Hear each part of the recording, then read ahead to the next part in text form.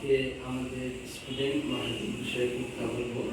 ওনার teacher আছেন dahlia Yasmin. Dahlia Yasmin, আপনার পরিচয় দিয়ে আপনি বলেন যে মানে কি অবস্থায় পেয়েছেন, এখন কি অবস্থায় আছে, নাইলে আমি একটা একটা করে প্রশ্ন করবো, আপনি সেইভাবে ঠিক আছে? আপনি পরিচয় দিন। আমি ডালিয়া ইয়াসমিন অপটিমাম প্রতিষ্ঠানের বেশ কিছুদিন আমি চাকরিতে আছি। আসসালামু আলাইকুম। মাহাদিকে আপনি প্রথমে কি অবস্থায় পেয়েছেন সেটা? মাহাদিকে আমি প্রথমে পেয়েছি মানে ও পেন্সিলও ধরতে পারতো না, পেন্সিলটাও ধরতে পারতো না। তারপরে এখন আল্লাহর রহমতে সে অনেকটা আগায় গেছে, অনেক কিছু বুঝে। পেন্সিল দিয়ে এখন কি কি করতে পারে সে বিষয়ে? হ্যাঁ, পেন্সিল দিয়ে এখন সে মানে দাগ এলোমেলো দাগ দিতে পারে। তারপরে লেখার উপরে সে ডটের উপরে সে ইয়ে করতে পারে, লিখতে পারে।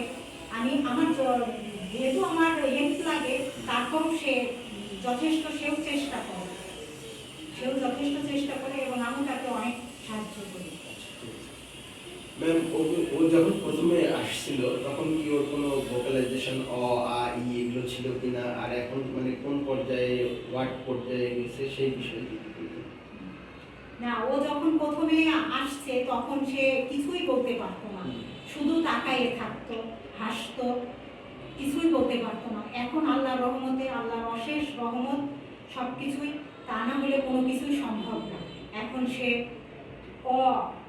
অ বলতে পারছে, তারপরে এটা বলতে পারছে, বি বলতে পারছে, তারপরে বি চেষ্টা করে কিন্তু এটা ভালোভাবে বলতে পারে। আচ্ছা, ওয়ার্ডগুলো বিষয়ে শব্দগুলো কি আসছে? হ্যাঁ, এখন সে তার আব্বা, আম্মা, মা, মামা সে মানে আমি বললেও সে বলে, আবার হঠাৎ করেও সে নিজের থেকেও অনেক সময় বলে। আচ্ছা, ছবি দেখে কি পয়েন্ট করতে পারে বা পয়েন্ট করে বলতে পারে যে এটা বাবা, এটা মা? হ্যাঁ, ছবি দেখেও সে বলতে পারে। তারপর ছবি দেখে সে হাসে, তার আব্বা আমার ছবি দেখেও সে হাসে, আবার পয়েন্টও করতে পারে। আবার আমি যখন তার মুখের সামনে এগুলা ধরি তখন সে চেষ্টা করে বলে আব্বা আব্বা আব্বা, বাবা বাবা, তারপরে মা মা, আম্মা সে বলে। আল্লাহর রহমতে সে অনেক কিছু এখন অনেকটা ডেভেলপ হয়েছে, অনেক। ও তো প্রথমে আমরা মানে আগে যে স্কুলে ছিল 1 ঘন্টা, প্রথমে এসে যখন বসতো না তখন আপনি কি সমস্যা ফেস করতেন সেই বিষয়ে? হ্যাঁ, যখন সে এখানে আসছে তখন সে 1 ঘন্টা প্রথমে সে অস্থিরতা ছিল, তারপরে এখন 3 ঘন্টা সে মানায় নিয়েছে, সুন্দর মতন সে মানায় নিয়ে ক্লাস করে। বসতে চাইতো না। হ্যাঁ, প্রথমে সে বসতে চাইতো না। তারপরে যেহেতু একটা স্কুল থেকে আসা, তারপরে অস্থিরতা, নতুন পরিবেশ, সবকিছু মিলায়ে একটু এলোমেলো হয়েছিল।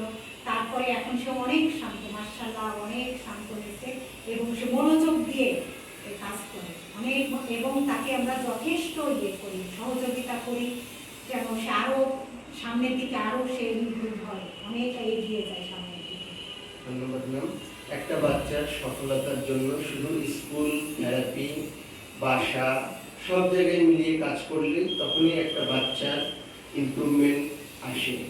আর যদি কেউ যদি মনে করে যে স্কুলের কাজ করে বা স্কুলে কাজ করে বাসায় কাজ না করে, তাহলে তার রেজাল্টটা 100% আসে না। সেজন্য আমি সকল অভিভাবকদেরকে অনুরোধ করব বিনয়ের সাথে যেন তারা বাসায়, আবার আমাদের স্কুলে এবং থেরাপি সেন্টারে বা ডাক্তার যদি প্রয়োজন হয় ডাক্তার দেখিয়ে সব দিক থেকে বাচ্চার ইমপ্রুভমেন্টের জন্য সব সেক্টরেই গুরুত্বপূর্ণ ভূমিকা রাখে। সকলকেই ধন্যবাদ। আল্লাহ হাফেজ।